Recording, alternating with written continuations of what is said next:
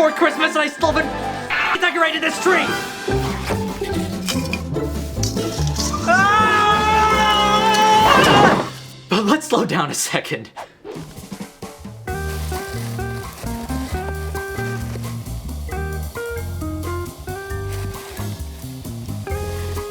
Because if I can't enjoy the small things about Christmas like this, I may as well not even be celebrating. These Christmas ornaments might seem a bit trite to most, but they're a facet of Godzilla collecting that I love. You only get to display these things for a couple weeks out of the year, and because they tend to have one production run and then they're gone for good, they very quickly fall into obscurity.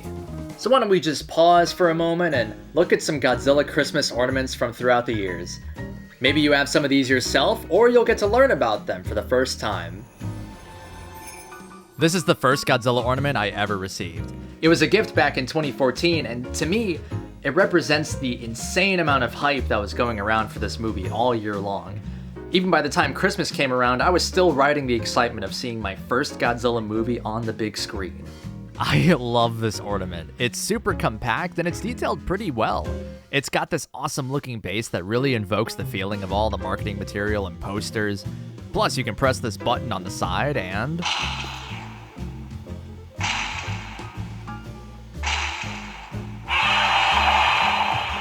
awesome. This is probably my favorite Godzilla ornament just because of the era in my life that it signifies to me. It always earns a spot on my tree. Released in 2014 to commemorate Godzilla's 60th anniversary, this original 1954-inspired Godzilla ornament comes to us from Carlton Heirloom. I think I got this as a gift back in 2015, and I remember being really stoked when I opened it, because at the time, the only ornament that I knew about was the legendary one. So knowing there were more of these things out there that I could decorate my tree with made me really excited.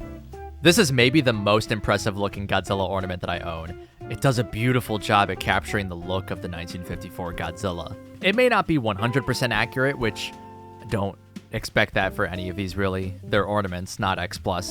Like sure, the spines look a little off from how the 54 suit looked, but overall there's an impressive amount of detail packed into this little thing. Even the eyes aren't bad looking at all.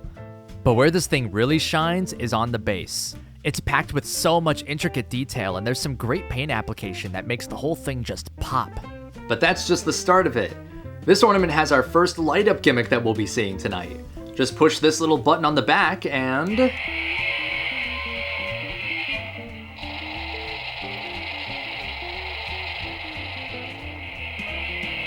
you get a really crazy light show with some Godzilla sound effects to boot. It really does a great job conveying the atomic breath effect. The light starts on his spines, ignites this breath piece, then flickering fire spreads throughout the entire base. It's surprisingly really bright and it looks really phenomenal. The logo on both sides are shown off really great here because of it. There's only one problem. If you let this ornament run long enough, it stops using the original 1954 Godzilla roars and instead starts sampling stuff from the 60s and 70s, which, I don't know if you know this, newsflash America, that's a different Godzilla, so... But I think this ornament is probably one of my favorites. I know, we're peaking a little early here, but it's really sentimental and it holds a special place in my heart. And I will always make room for it on the tree. Godzilla 2000. Now this design invokes a lot of childhood memories for me. I feel like for a while, growing up in the US, this was kind of the iconic Godzilla design, so it's really cool to see him as an ornament. This was also the final Godzilla ornament that I received as a gift back in 2016. Overall, this thing is pretty well detailed. Holy shit, his eyes. He looks like a Muppet from the front. The spines are also sculpted really well. They kind of look like bubblegum because they're not entirely painted, but not too bad. The base is kind of a disappointment too, coming off the 1954 figure at least. The destroyed rubble is really great, but the bottom is just this kind of cheap plastic with a really warped looking logo adorning its front. But you know, maybe I should stop complaining about a very nice and thoughtful gift that I was given for a second. Let's see what happens when you push this goofy little button on the back.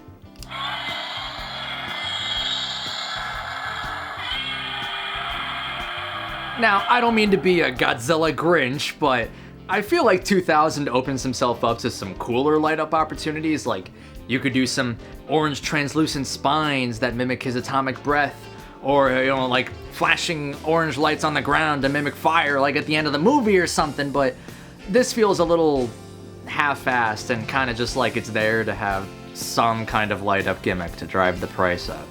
Still though, this ornament means a lot to me. I can critique it all I want, but it's still a fond memory to me. And it still goes up on my tree every year, going on almost a decade strong. Now, Godzilla 2000 was my last Godzilla Christmas ornament that I received as a gift, but there's one more that I got at some point during my childhood. And funnily enough, it's my only tokusatsu-related ornament that is not Godzilla-themed. When I was a kid, I acquired this Power Rangers Dino Thunder Christmas ornament. Now, this was my Power Rangers show growing up. I remember watching it nearly every single day before school. And it was my introduction to tokusatsu as a whole, even before I found Godzilla or Ultraman or anything. Sadly, I can't remember when or how I came into possession of this guy. Memories like that fade with time, but that's part of what I love about ornaments like this. It signifies a major point in my childhood and the eventual direction it would find itself taking, and that's just forever immortalized in this little thing. Sadly, somewhere along the way, he lost a foot. Poor bastard. He gets a spot extra high up on the tree in that case, just so he can more easily lose the other one if he takes a fall. It would help him feel more balanced. So those were all the ornaments that I received as gifts when I was a kid. But now, as I've grown older and I have my own tree, I've got to collect stuff on my own. Released in 1999 by More Creations, this Godzilla ornament was limited to a measly, minuscule run of 6,500 pieces. Clearly, I'm one of the lucky few in this country. Mine is number 355. I've fallen in love with this ornament. Being from before the world got ready to crumble, there's a certain magic to the way this guy is designed. He has this weird Americanized quality that showcases how Godzilla was perceived decades ago. His really goofy face and super green color palette combined with this older logo on the base reminds me of how Godzilla was commonly portrayed when I was a kid. In fact, his colors really kind of bring to mind the old Godzilla Imperial figure. This guy has no light-up feature, no sound gimmick, and no bullshit. And with how hard a lot of newer ornaments tend to try and go, there's something much more charming about this to me. It's a simple ornament, but that's really all that it has to be in order to stand out from the crowd. Well, how about we move on from something as quaint as that to...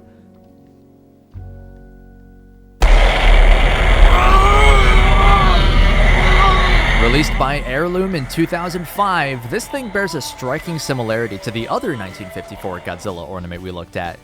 Despite the initial resemblance, though, it's actually an entirely different sculpt, from Godzilla himself to the base upon which he resides. Overall, it's not quite as impressive looking as the newer one, but I do kinda dig the way this guy looks. It's all colorized from the vibrant base to his scutes, which actually have this blue glow painted on them. It really does help this one stand out from the black and white one. There's text on both sides, the Tokyo rubble looks really great, there's a cool explosion where the atomic breath meets the ground, and Godzilla even has a bit of fake lighting painted onto his body.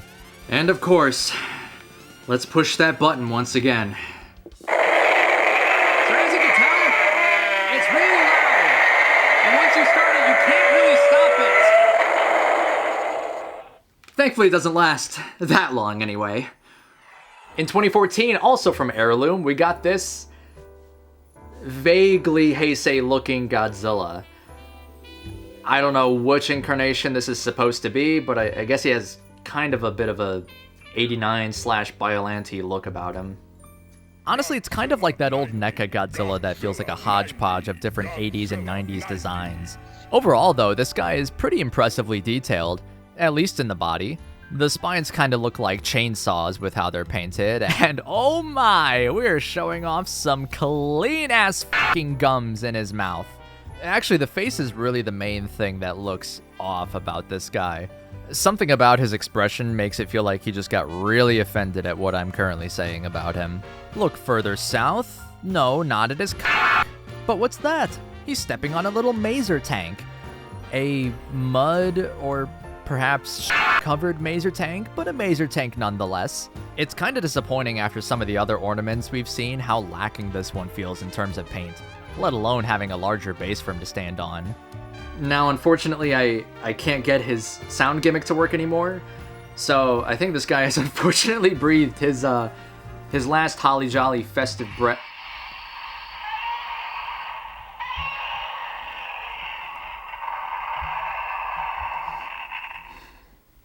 You know, I had a whole bit planned out where I was gonna give him like a funeral or something. Like it's in the script that he was gonna have a funeral, but I guess he lives. So I guess.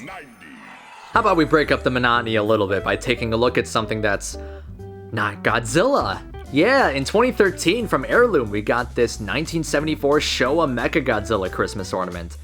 Pretty rare that we get a release that's not just another Godzilla. Even though he's really just another Godzilla for all intents and purposes. This thing is awesome looking. He's sculpted really well, all the details are captured beautifully, and even though it's not really accurate, his face has this super mean, or sleepy look to it. And check this out, the base has him walking through the refinery from his first battle with Godzilla, and he has paint on his lower half to mimic lighting from the explosion at his feet. That is awesome. Now, if we push down on one of his spines,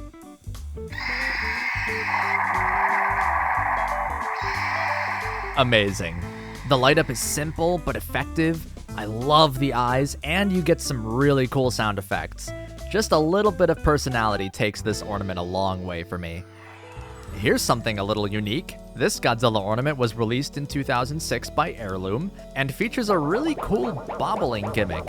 It's nothing crazy, but Godzilla himself and a few buildings all wiggle and jiggle around if you give him a little shake.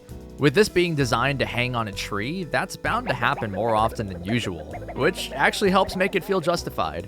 Overall, he looks pretty decent too. The spines are painted rather nicely, and the sculpt is pretty well detailed, but oh, you poor baby, what happened to your face? Motherfucker looks like he just found out he's getting audited. Around the base, you get images of all of Godzilla's opponents from the Heisei series. From Biollante to Destroya, everybody's here. Unfortunately, they're all stuck on with a sticker that is just barely starting to peel. Only a matter of time until this rots away. He does also have some sound function. You'll barely be able to find it, but push down on this building in the back and you get... Hey, the theme song! Something besides just roaring. That's pretty cool. Nice sound. Good sound. Pretty good sound. Great sound. Oh no! Burning Godzilla is on fire and he's gonna set my Christmas tree on fire. I'm just kidding. That was a visual effect. But if the corroded batteries I found inside of this thing decide to turn against me one day, it might not be a joke. Another release from Heirloom in 2010, it's Burning Godzilla. A pretty cool looking one. There's lots of really nice translucent bits all over the body, including his spines. Let's see how they all look when they light up. Well, he looks good from the front at least, but what the hell happened back here? The spines are all translucent, but they didn't put a light back here. That's a pretty sad missed opportunity. I could also talk about how sad his face looks, but at this point, every f***ing ornament has a bad-looking face, whatever. Now this is a cool one. From our good friends at Heirloom back in 2007, this one features Godzilla standing alongside a large screen. Shift your view of it though, and it'll change to show you all sorts of kaiju from the Showa era. You've got King Ghidorah, Hedorah, Mothra, Titanosaurus, and Mechagodzilla 2, and Megalon and Gigan. Push the button and you'll get some flashing lights, and every single one of those aforementioned kaiju gets a chance to scream. Godzilla himself looks kinda silly too, but I like him. It looks like 5 Showa designs crammed into one. Overall, definitely a winner in my book. Hey, another non-Godzilla ornament. Of course King Ghidorah is deserving of one all his own. This one is actually from 2015, and I'm surprised I only recently learned of it. Also from Heirloom, King Ghidorah is based on his Showa design and features him standing on a base modeled after Planet X, even featuring the elevator that the humans use to go beneath the planet's surface. Ghidorah himself looks pretty decent. It's kinda crazy how big he is with the wings too. You may be hard-pressed to try and fit this one comfortably in your tree. Speaking of which, his wings do come detached out of the box, and they're a pain to get inserted. Ah, son of a...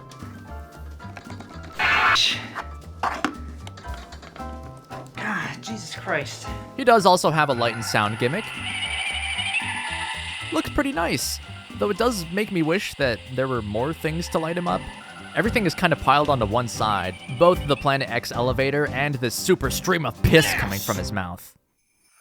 And now we've come to the present day. In 2024, Hallmark released these ornaments of Kong with the Beast Glove and Evolved Godzilla, obviously both to coincide with this year's release of Shimobusters, the Frozen Empire. And remember what I said about these ornaments very quickly falling into obscurity?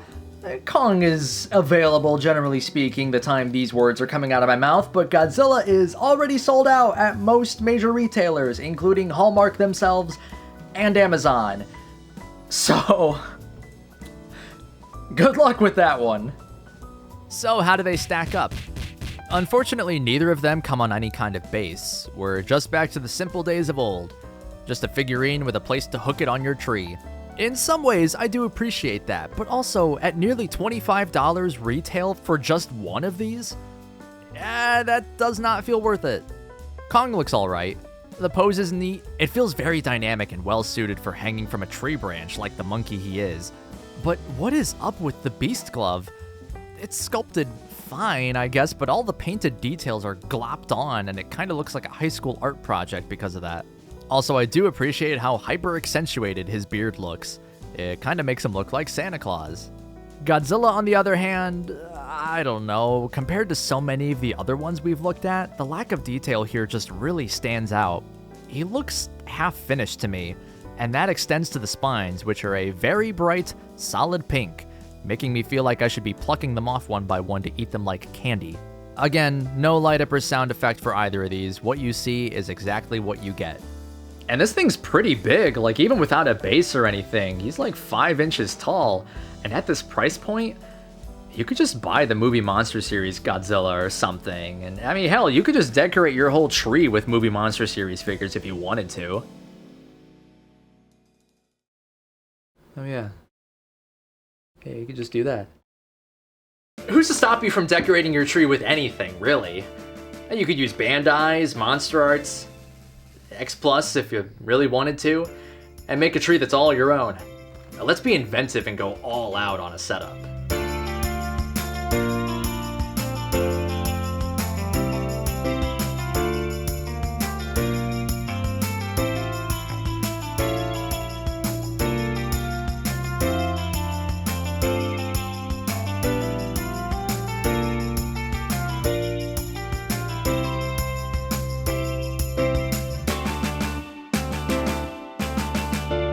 Behold, my masterpiece, the Ultraman Blazar Christmas Tree Czar.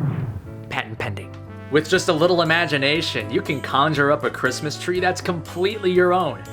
This is something I dreamed up one day and I had to act on it. So use your imagination and get inspired. And it's a ton of fun to make a Christmas tree that nobody has ever made before. But I'm not the only one out there to come up with their own Kaiju Christmas conifer. This is something many of you guys enjoy doing as well. Take a look here and you'll see just a couple of the amazing trees that you guys in the community have come up with. Like this festive stack of Bandai's by Mike Gasner. Oh, and this really creative Void Ghidorah tinsel tree by Matt from Monstrosities. Some Naughty Spud with Zone Fighter Rep. Oh, and GPTV with this really cool Choju Yapul inspired setup. Pulaski Films with a Sevinger stocking. There's a lot of creativity to show. One of my favorite Christmas traditions that my family's done since who knows when is every year my mom would gift me and my siblings a new Christmas ornament to put on our tree. It may be representative of different interests or hobbies that we have, or reflect major life milestones like first job, college graduation, or a first apartment. The point is, to me, every ornament that you put on a Christmas tree represents a piece of yourself. At the end of the year, you can take a chance and reflect, look back on your accomplishments, and remind yourself of the little things you love that keep you going. And now that I'm out on my own, it's my job to build up my own tree. All these Godzilla ornaments are really great, but they're just one piece of myself. As I continue making new memories here, this tree will surely keep growing. It may not be a 12-foot behemoth or be the brightest lit or even the most well put together as a whole, but it's my tree.